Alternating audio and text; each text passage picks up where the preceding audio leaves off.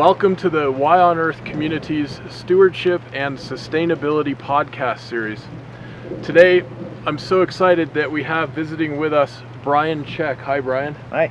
Welcome to the program. Thanks, Aaron. Yep. Brian is an ecological economist and is the executive director of the Center for the Advancement of the Steady State Economy, also known as CASSE. Brian spent nearly 20 years at the United States Fish and Wildlife Service headquarters before resigning in 2017 to run CASSE. His books include Supply Shock, Shoveling Fuel for a Runaway Train, and the Endangered Species Act, History, Conservation Biology, and Public Policy. Brian has a Ph.D. from the University of Arizona and is a leading figure in ecological economics.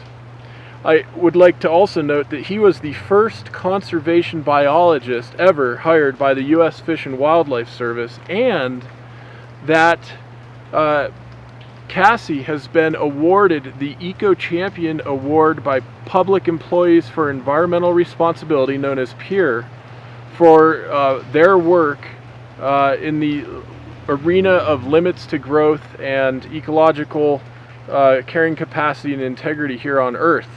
And Brian, I'm so thrilled we have the opportunity to speak together today, and I think it's just hilarious. Here we are at a park. We happen to meet up in Aspen. We're both traveling through the high mountains of Colorado. It's been raining for, 20-25 minutes or something, and we are under a beautiful blue spruce, which has more or less shielded all the rain from us. Yeah, more or less. So here we are. And welcome, Brian, and thank you for taking the time to visit with us. Thank you. Thanks. So why don't you kick us off, framing the conversation?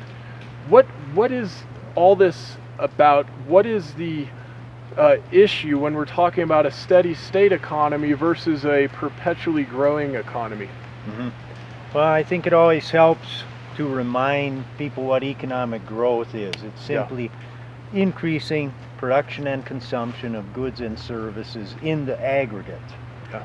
And so that means a growing human population and or per capita production and consumption, and it's measured with GDP. And that's an acronym. It stands for gross domestic product. Okay. Yeah. And we sometimes call it gross domestic problem. Gross domestic because problem. It's beginning to cause more problems than it solves. Yeah.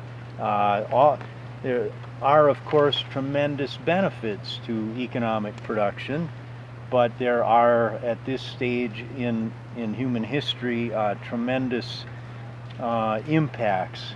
And any environmental impact, it's not just a tree hugger issue. The environment is the foundation of the economy.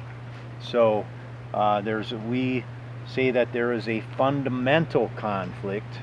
Fundamental because it can't be gotten out of with just technological progress, for example. Yes. A fundamental conflict between economic growth and four categories of things: environmental protection, economic sustainability, national security, and international stability. More or less in that order. Although you might say, well, it's the international stability that comes before the national security, because international instability is such a great threat as well to national security. It's so interesting. I have been struck working in and around the field of economics as it relates to environmental sustainability, and that it has been the militaries, by and large, the intelligence community, and the reinsurance industries who were most advanced in understanding some of these major systemic risks that we have been facing out, several decades, creeping a bit closer now, and that these issues of international stability, national security are so intimately linked with environmental protection and economic sustainability from a policy standpoint. It seems, golly, some of our I don't want to use the term knucklehead on a recording like this, but some of our friends and colleagues in Congress and inside DC could do a little better in understanding some of these connections. Yeah, you And hope. you know, there really is. We live in a giant ecology, planet Earth. Mhm. It's a contained and limited system, a beautiful one, and we share it with all our other human brothers and sisters all around the planet. Mhm. So I just am so struck that getting into a conversation around economics and the assumptions that we're working with in our culture when it comes to economics, there's a lot there that needs to be looked at and examined. Yeah, for sure. And the part about limits to growth, I mean, that shouldn't be that, it's not rocket science that you can't have a perpetually growing economy. I mean, what are we going to have? A trillion, quadrillion, gazillion GDP? When we think in these ridiculous terms, that's when we usually start to get some buy-in, even from conventional economists that, well, yeah, sure, there probably are limits to growth, but they're so far out there that why should we even bother thinking about that now? But that's a whole different discussion all of a sudden than whether or not there is a limit to economic growth. Yeah. Once we all agree that, yeah, of course, you can't have a perpetually growing economy, then the question is, well, where should we stop that growth of the economy? When is it starting to cause more problems than it solves? Yeah. And a lot of us, that love the wide open spaces and big trees and wildlife and solitude, we think it's already post-optimum. The economy is already too big for optimum conditions on the earth. And I think there's a lot of people are starting to agree with this. Yeah. It's not just the natural world now, it's creeping into our economies. It's harder and harder to maintain this level of economic activity in the U.S. and on the globe. And it is very, tightly connected with international stability and national security, not only from the pressures caused by international instability, but the need for economic sustainability to maintain, for example, a military, Right. much less a healthy society.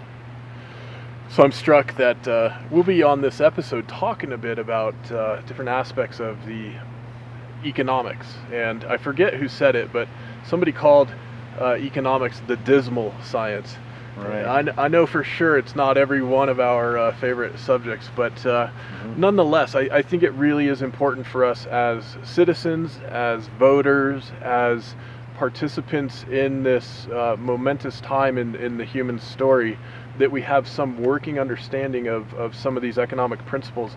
And with that in mind, I'm hoping, we're talking about some debates that have been going on for decades, even a couple centuries, going back to the late 1800s, the Enlightenment period. We had the Scottish Enlightenment, most famous among them being probably Adam Smith, who wrote Wealth of Nations, published 1776.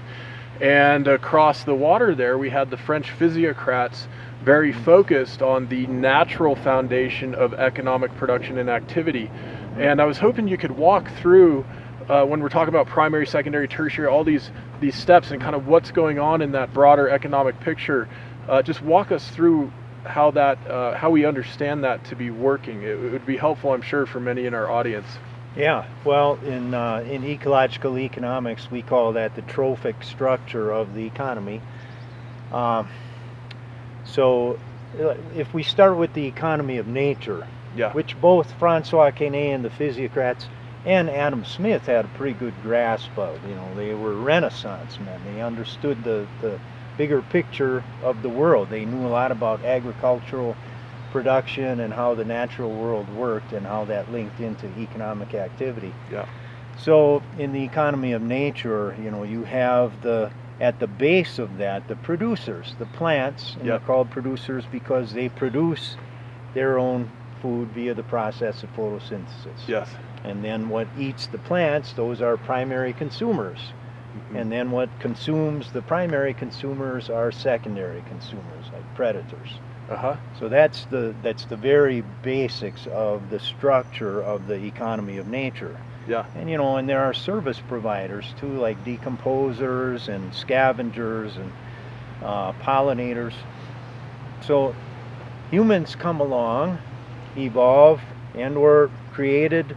They're there now, and they're part of this economy of nature, and they're at the pinnacle of this trophic structure. For one thing, they can eat anything else out there that's edible, and they also have to follow the same basic rules of the game. They have a trophic structure in their economy. They're like a subset of that broader economy of nature. And if you take this subset out and analyze it, it has its trophic structure. So it starts with the agricultural and extractive sectors. Those are the producers. That would be like forestry, fishing, mining, these kinds of taking from Earth and Earth's productivity directly. Exactly. Okay. Directly. And then built upon that, you have the manufacturing sectors, and those are the basic trophic levels. The heavy manufacturing, like iron ore refining, all the way up to the lightest sectors like computer chip manufacturing. Yeah, folks making cell phones and all that kind of business. And mixed all throughout that are service sectors, just like in the economy of nature. And so it's actually a good way to view the fundamental conflict between economic growth and environmental protection, because as that part of the economy of nature continues to expand, it's like a trophic compression of all the other species below in the broader economy of nature. So when you look at the list of species that are endangered, this burgeoning list of threatened and endangered species, and you look at the causes of their endangerment, it's like a who's who of the American economy. Just this and that sector, one after another. That is what's pushed. That's what is liquidating the habitats that species require to make a living in. And same thing with animal and plant species being squeezed out by that growth of the human economy. Well, we're certainly living in precarious times, and I just heard recently that at the time approximately of, I want to say, President Franklin Roosevelt, was it? Or maybe it was Teddy Roosevelt. There were about 2 billion people on the planet. And now, just over 100 years, or about 100 years later, we have about 7.5 billion people on the planet. And many of my friends working in the realm of social justice, as it relates especially to the environmental issues that we're concerned with, point out that some of the population discussion or debate is very loaded with social justice issues and really ethical issues, and issues that require us to look at our human decency and matters of dignity and matters of the heart, if you will. But that all aside for just a moment, just looking purely at the numbers of growing from something like 2 billion to almost 4 times as much within just a few generations, that's obviously a pattern you don't want to see perpetuating or continuing for too many more generations in this situation. It should be obvious, shouldn't it? India alone has 1 billion people. And people that are that do not consume as wastefully on a per capita basis as they do in the U.S., for example. And nevertheless, you can already see the signs of resource shortage. Much of Tamil Nadu in southern India is without water. It's a perilous existence in cities like Chennai, huge cities in southern India, and there's no end in sight. it's not only climate change, it's the use of the water resources there. Yep. And water is the lifeblood of the economy. I mean, some people might say it's oil. Well, okay, you know, it's lifeblood, the energy, the calories required. One's oil, one's water. They're both required for this level of economic activity. You know, an $82 trillion global economy right now. So the economy, once again, going back to the earliest minutes of this, it's population times per capita production and consumption. Yep. Either one's too high, gets to be too much for Yep. the planet and the future economy. Yeah, I have to point out, or I know a few of my friends will give me a hard time afterward.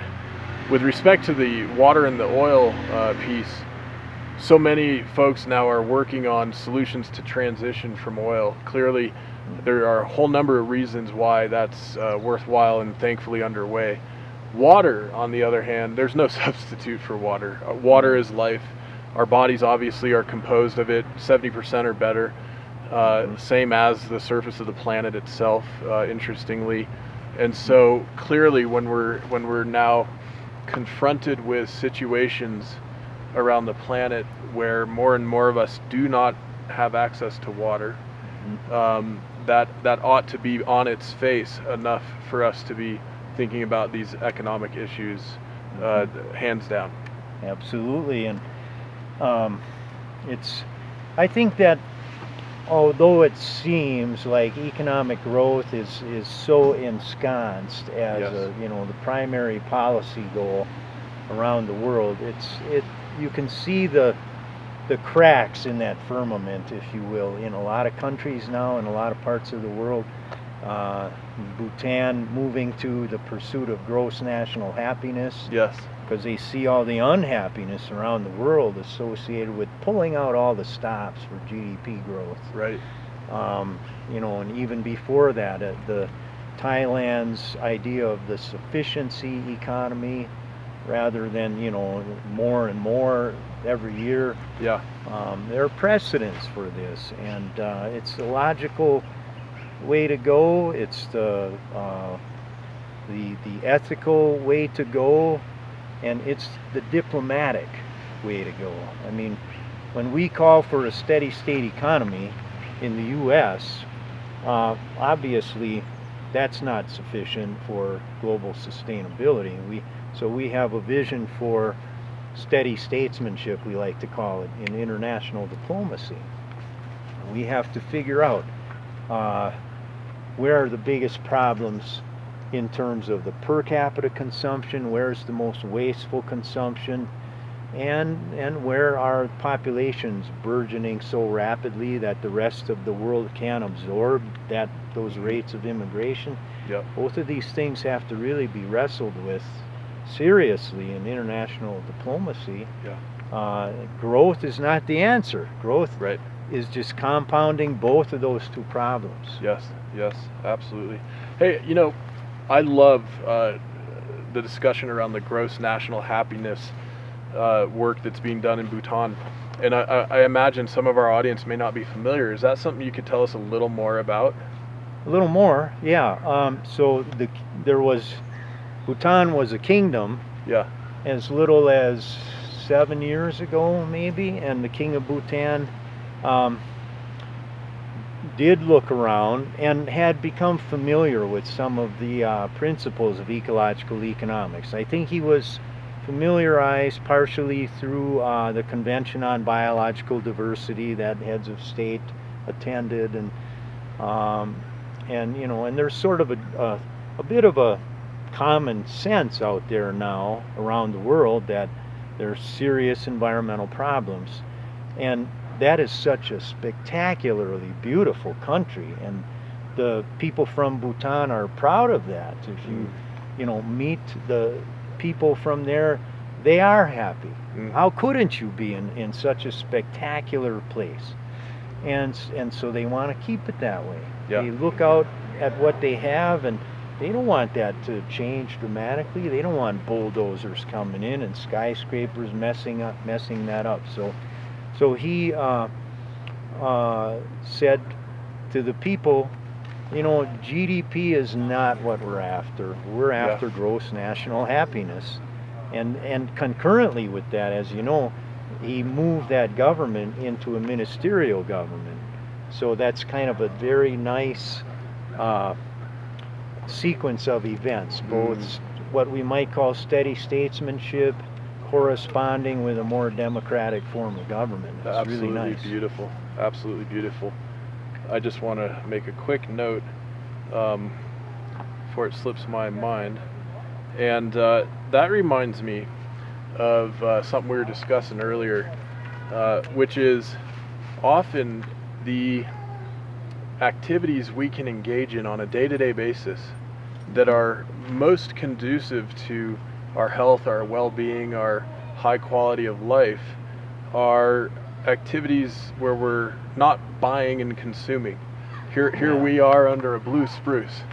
It's been raining a while. We've been standing here a while. It's been absolutely delightful. We're getting so much benefit in the fresh air and I wish it was trees, throwing off a little more heat. a little more heat. But you know, It has sheltered us. Here we are, and we're not spending money to be right here. Yeah, good point. Because money originates, you know, with that agricultural and extractive activity at the base. That goes back to the trophic structure of the economy. And when it comes to monetary matters, we call that, we call it the trophic theory of money, because money does originate via the agricultural surplus, especially, that frees the hands for the division of labor into all these different activities, economic activities. But you know, a lot of the pleasures of life, like, you know, the folks that just came around walking the dog with the little grandkid and stuff, that didn't cost anything, and it's not, nobody's paying for that or extracting resources in any, you know, they obviously, somebody had to make a living to feed the family. There's the base level. Nobody's saying don't have any economic activity. It's a matter of how much. The appropriate levels. Appropriate levels. Well, I'm really struck about the fact that you're doing a whole lot of work at the policy level, working with lawmakers, etc. And I want to make sure we get to that in a couple minutes. Okay. But of course, with the Y on Earth community, we also, in addition to our civic work and conversations with policymakers, etc., we are also very focused on what can we do in our day-to-day lives, folks from all sorts of backgrounds. And one of the things you mentioned earlier to me before we started the recording that really stuck is your emphasis on spending less, simply spending less. Certainly. When we were just talking about how more money, the supply of money and the flow of money. Money supplies like the M0, the M1, the liquid types of money supplies, and flows of money like GDP. These are outstanding indicators of environmental impact. Right. At this point in history, GDP is probably a better indicator of environmental impact than it is of any kind of well-being. Absolutely, and so spending less, that entails a little less of that economic activity. You know, why purchase something that's already provided by nature? We didn't have to go out and buy a tent. That would have required more surplus at that economic base. There's already a tree here we can stand under. There's examples just one after another in the course of a day of a human life.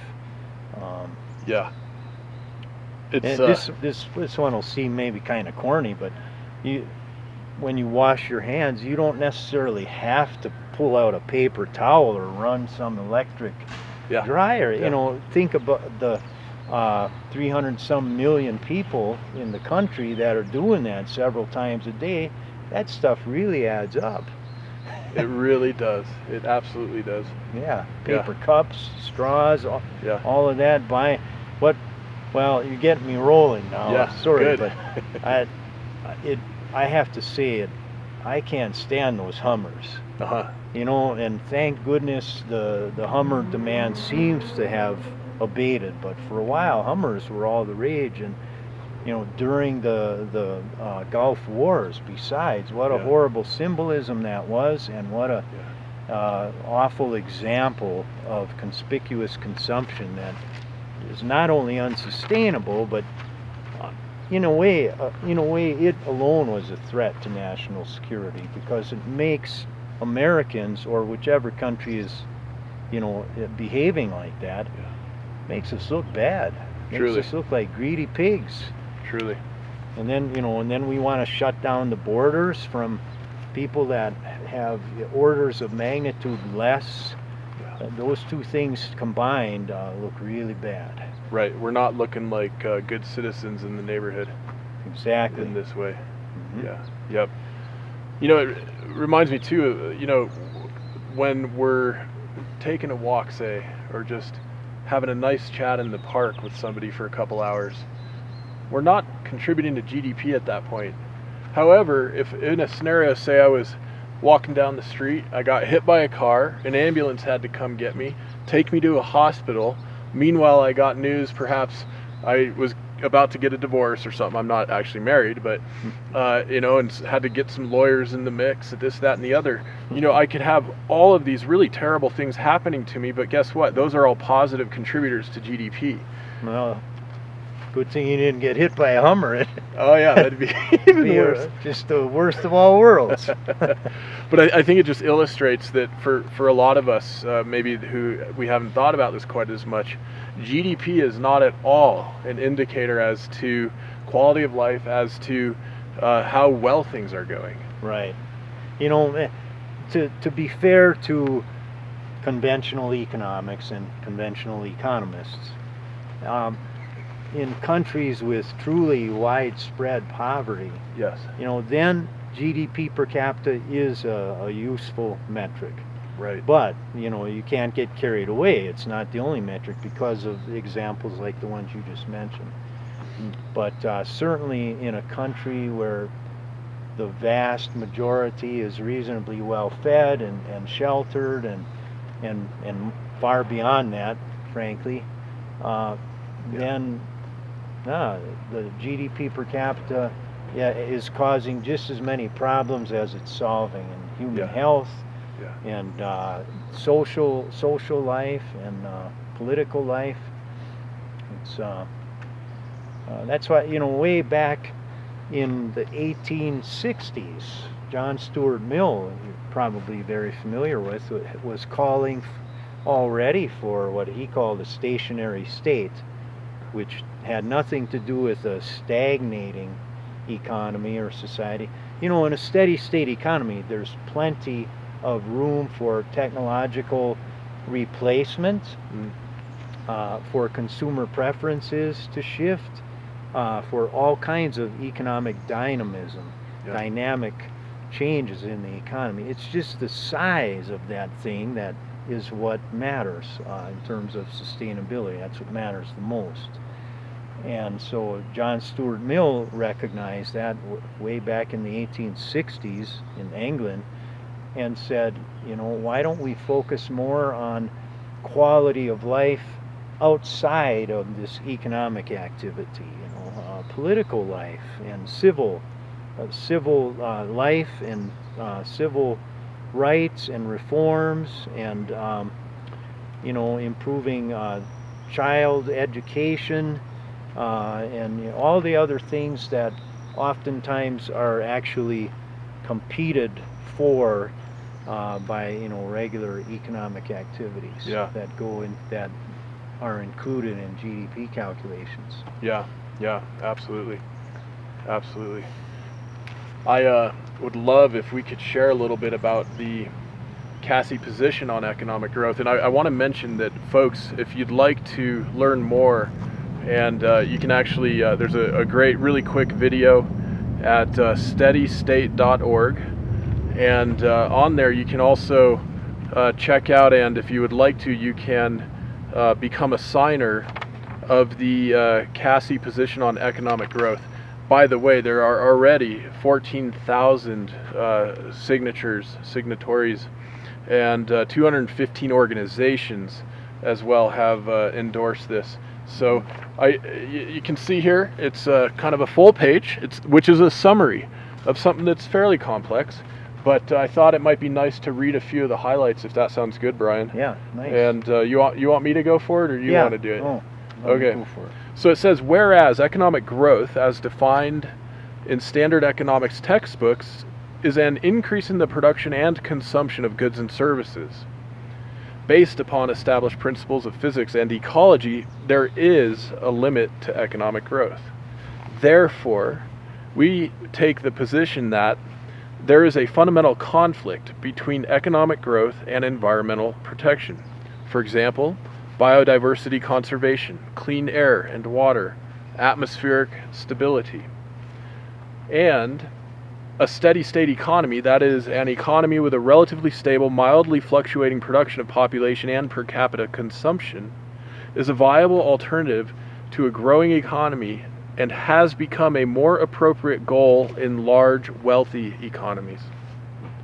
And for many nations with widespread poverty, increasing per capita consumption, or alternatively more equitable distributions of wealth, remains an appropriate goal.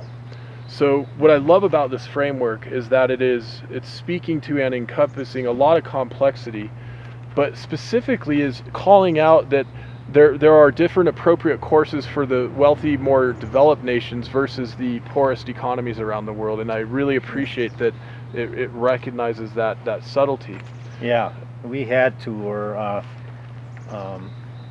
it makes ethical sense, and it makes political sense, frankly. Yeah. I guess you showed that to them, but the CASSE position has 16 sentences, and so Aaron just read like 5 that kind of summarize this thing that's already a summary of a complex issue. Yep. So you too can sign on to this, along with some very notable thought leaders like E.O. Wilson, Jane Goodall, Vandana Shiva, David Suzuki, Chris Matthews, right? So some folks who have also given this a whole lot of thought have signed on and are considering this a very worthwhile cause. Mm-hmm. So Brian, I thought it would be good to also discuss, when we're talking with our Congress people, lawmakers, etc., what are some of the key points, and in what ways do we best frame this discussion for them? Well, right now we have a president, Trump, who is obsessed with GDP growth. And so if you're a Democrat and you're going to visit, a Democratic representative or senator, why not tell them, look, Trump's got this argument that he's such a success because that GDP growth rate is so high. But look at all the stops he's pulling out for that. He's trashing the environmental regulations of the country, our standing in international diplomacy. He's pulling us out of crucial international agreements. He's all over with the tariffs.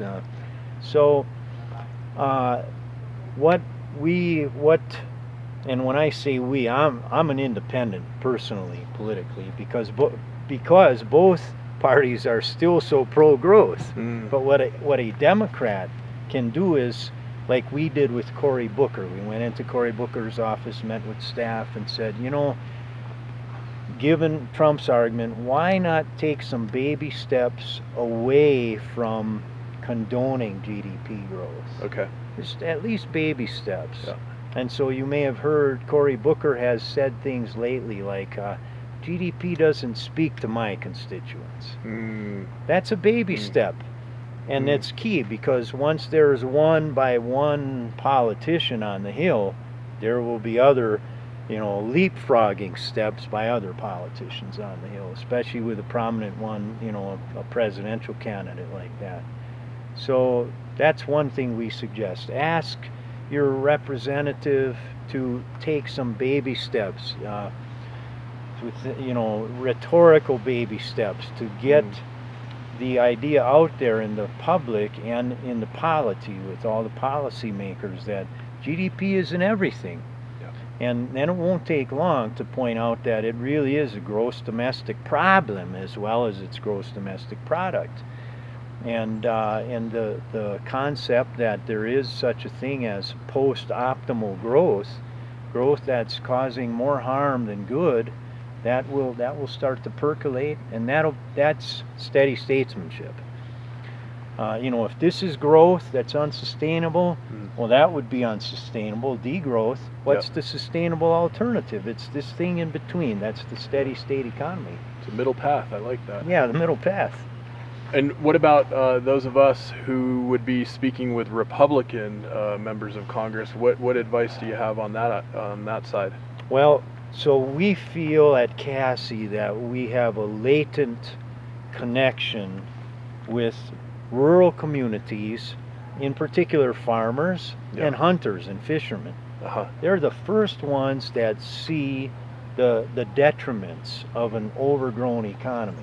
The green space is gone. The taxes are getting so intense it's hard to maintain a farm anymore or a ranch. The hunting grounds aren't there anymore. Every place is posted. So we think that some of our most natural allies are actually Republicans. They call themselves conservatives. Well, we say we're the true conservatives. Love it.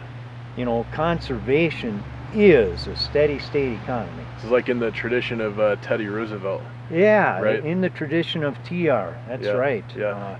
Teddy Roosevelt set aside all these national wildlife refuges and national forests, and what those are you think of a national wildlife refuge. What's it a refuge from? It's a refuge from the economy. That's right. You put those signs out and you protect that from the bulldozers and even from too much outdoor recreation. Sure. You can't have too much of any economic activity. But the main thing is, the economy in the aggregate, all the sectors added up. Yeah, that's really great, Brian. Oh, go ahead. Can I add something? Please, yeah, please. So, that's a real general thing you can tell your politician. We have embarked on a long-term legislative project at CASSE, and that's to amend the Employment Act, which is the central macroeconomic policy of the United States. And after the 1978 amendments, it was called the Full Employment and Balanced Growth Act. So Congress got the government not only into economic stabilization, but into growth as a formal policy goal. And it's reflected all over in fiscal and monetary policy and trade policy too. So what we are rewriting the Employment Act to what we call the Full and Sustainable Employment Act. And it starts with a preamble that Congress finds and declares that there is a limit to economic growth, and that economic growth is causing many profound problems in the USA and in the world. And we are therefore setting as a goal, a long-term goal, a sustainable, steady state economy.